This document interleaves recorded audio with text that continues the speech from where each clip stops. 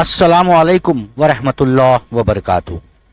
दोस्तों, आजकल एक नया ट्रेंड चल रहा है एक्स मुस्लिम्स को प्रमोट करने का, यानी वो लोग जो अब एथीस्ट हो गए हैं या मजहब को छोड़ चुके हैं, और उनके जरिए इस्लाम को टारगेट किया जा रहा है।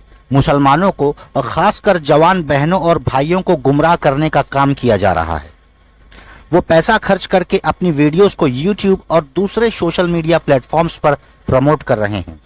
ऐसी ही 2-3 वीडियोस मैंने देखी और उन्होंने जो सवाल उठाए हैं उसका कुरान और हदीस की रोशनी में जवाब वीडियो के जरिए दे रहा हूं। एक ईमान वाला होने की हैसियत से दीन को बदनाम करने की मुहिम के खिलाफ अपनी आवाज उठा रहा हूं और आप लोग भी मेरा सपोर्ट करिए। बस वीडियो को पूरा देखने के बाद इस वीडियो को दूसरों के साथ खूब शेयर करिए। तो इस एक्स मुस्लिम्स के फितने को ताकत देने के लिए सभी मीडिया और इसमें खास करके वेस्टर्न मीडिया काफी ज्यादा एक्टिव है। ऐसे एथीस्ट एक्स मुस्लिम लोगों को सर पे बिठा रही है, मानो जैसे यही लोग अल्टीमेट सच बोल रहे हैं। लेकिन सिस्टम तभी बैलेंस होता है जब दूसरी तरफ भी सच की आवाज हो। अगर आप एक्स मुस्लिम्स को पैनल पे बिठा रहे हो तो न्यू कन्वर्ट मुस्लिम्स को भी जरूर बिठाओ, ताकि दोनों तरफ से बात सामने आए। क्योंकि न्यू मुस्लिम्स ने सिर्फ इस्लाम को पढ़ा नहीं है, बल्कि समझा है, कंपेयर किया है और फाइनली इसे सही मजहब मानकर अपनाया है, चूज किया है। किसी नए रिलीजन को अपनाना सिर्फ एक बिलीफ को चेंज करना नहीं होता, ये होता है अपनी पूरी जिंदगी, अपना कल्चर, अपनी पहचान और लाइफस्टाइल को बदलना। न्यू कन्वर्ट्स ने सिर्फ अपनी ओपिनियन और राय की बुनियाद पर इस्लाम को कबूल नहीं किया, बल्कि प्रूफ, लॉजिक और सोल सर्चिंग के बेसिस पर इस्लाम अपनाया है। अपनी फैमिली का बॉयकॉट झेला, सोसाइटीज का प्रेशर सहा, जॉब, स्टेटस, यहां तक कि अपनी जान भी दांव पर लगा दी, मगर इस्लाम का दामन नहीं छोड़ा। तो अगर सच में इस्लाम पे ओपन डिस्कशन चाहते हैं तो एक्स मुस्लिम्स के सामने न्यू कन्वर्ट्स का होना जरूरी है। चलिए देखते हैं कुछ सवाल जो अक्सर ये एथिस्ट और नॉन मुस्लिम्स उठाते रहते हैं, उसका रोना रोते रहते हैं। एक्चुअली जो बहुत ही बेबुनियाद है और दीन की नासमझी की वजह से जहन में पैदा होता है, या फिर जानबूझकर कम दीनी समझ रखने वाले मुसलमानों को गुमराह करने के लिए पैदा किया जाता है। और यकीन जानिए, गौर से सुनने के बाद इनके हर सवाल का जवाब एक आम समझदार मुसलमान यकीनन दे सकता है। इनका पहला सवाल है, अगर अल्लाह है तो दिखता क्यों नहीं? इसका बहुत ही सीधा जवाब है, जिसका बेस हम कुरान पाक की आयतों से लेते हैं। अल्लाह सुब्हानहू व तआला का कोई फिजिकल फॉर्म नहीं है, कोई भी चीज अल्लाह के जैसी नहीं है। अल्लाह एक डिवाइन नूर है, ना कि फिजिकल लाइट जो दिखाई दे। और इसे समझने के लिए कुरान की इस आयत को रेफरेंस लेते हैं। क्या वो अल्लाह की निशानियों में गौर नहीं करते? अब हम ऐसी बहुत सी निशानियों को समझते हैं जो हमने कभी देखी नहीं, लेकिन उसके होने का इकरार करते हैं, उसे मानते हैं। पहली बुनियादी चीज है भूख और प्यास। किसी ने भी भूख और प्यास को देखा नहीं है, लेकिन उसकी निशानियां हैं। गला सूखता है, कांटे चुभते हैं, यानी शिद्दत की प्यास लगी है। खाली पेट है, चक्कर, नींद, कमजोरी, भूख की निशानी है। अब और बुनियादी चीज को देखते हैं, रूह, सोल, आत्मा। इसे किसी ने नहीं देखा, लेकिन सब मानते हैं कि एक जिंदा और मुर्दा जिस्म में रूह का फर्क है। रूह है तो आप जिंदा हो, रूह नहीं, रूह कब्ज कर ली गई है तो आप मर चुके हो। रूह, आत्मा दिखती नहीं है, लेकिन जिंदगी की सबसे बड़ी सच्चाई है। इसी को थोड़ा इस तरह समझते हैं। कई कामयाब हार्ट डॉक्टर्स हैं जिन्होंने हजारों पेशेंट्स का इलाज किया है, ट्रीटमेंट किया है कामयाबी के साथ, मगर वो खुद उसी बीमारी से गुजर गए।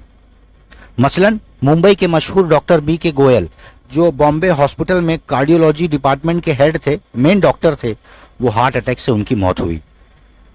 डॉक्टर श्रीनिवास प्रसाद, ये विजयवाड़ा के मशहूर हार्ट के डॉक्टर हैं, इनकी डेथ भी हार्ट अटैक से हुई। और ऐसे ही बहुत से एग्जाम्पल्स हैं, केसेस हैं।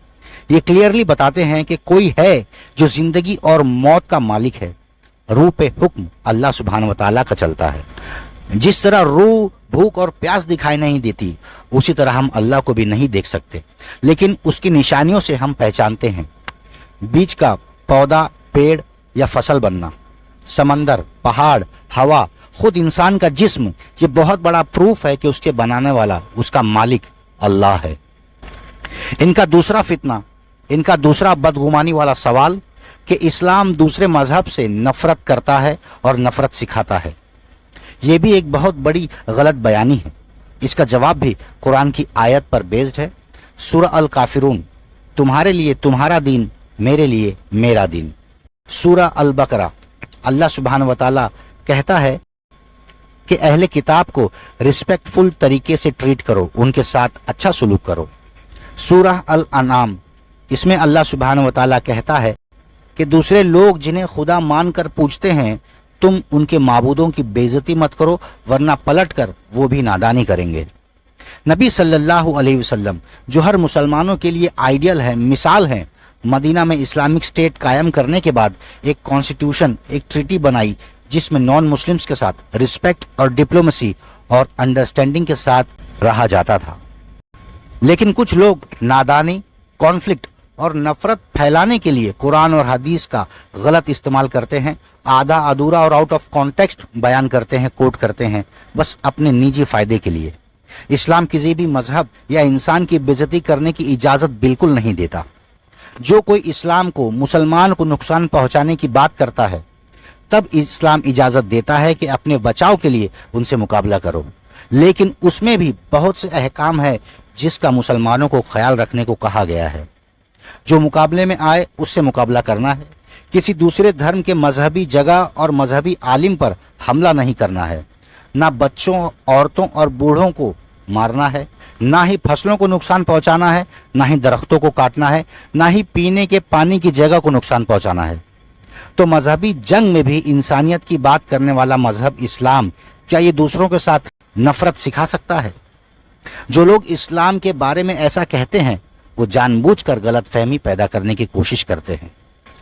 तीसरा और इस वीडियो का आखिरी सवाल, इस्लामी कानून बहुत ही सख्त है और इंसानियत के खिलाफ है। अल्हम्दुलिल्लाह, हम मुसलमानों का ईमान है, शरीयत और इस्लामी कानून हक और इंसाफ पर मबनी है। लेकिन एथिस्ट लोगों को लॉजिक और रीजनिंग चाहिए, तो चलिए उनको उन्हीं के अंदाज में इसका जवाब देते हैं। सबसे पहले, कानून क्या है? कानून वो है जो किसी भी समाज में जुर्म को खत्म करता है और दूसरों को बुराई और गलत काम करने से रोकता है। ये जरा मौजूदा समाज के कानून का जायजा लेते हैं। किसी भी औरत की इस्मत, इज्जत बचाने में अगर किसी ईमान वाले शख्स की जान चली जाती है तो अल्लाह सुब्हानहू व तआला उसे शहीदों का दर्जा देता है। औरत की इस्मत की इतनी बड़ी अहमियत कि उसको बचाने के लिए अगर तुम्हारी जान भी चली जाए तो सोचना नहीं है।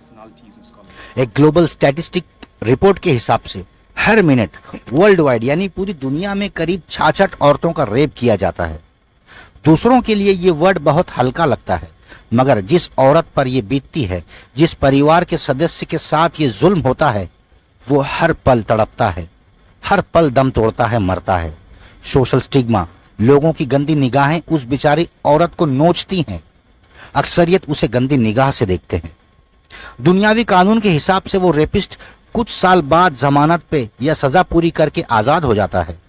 और ऐसे कितने केसेस आपको पूरी दुनिया में मिलेंगे कि पहली सजा के बाद फिर आदमी वही जुर्म करता है। इंसानियत का रोना रोने वालों, क्या ये सजा बराबर हुई उस तकलीफ के, उस बेइज्जती के मुकाबले जो वो औरत और उसका परिवार भुगत रहा है? बावजूद सारे मुल्कों में बने रेप के कानून के, रेप के वारदात दिन ब दिन बढ़ते जा रहे हैं। तो क्या रेप के खिलाफ ये कानून कामयाब रहा? उसी तरह चोरी, मर्डर, एक एक मुजरिम पर कई कई मर्डर और चोरी और रेप के केसेस दर्ज हैं, मगर वो आजाद हैं।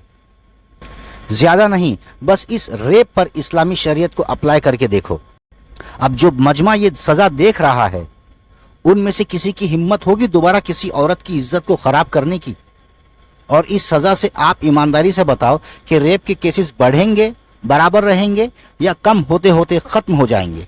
अब आप ही बताइए, इंसानियत कौन सी सजा में जिंदा और सेफ रहेगी?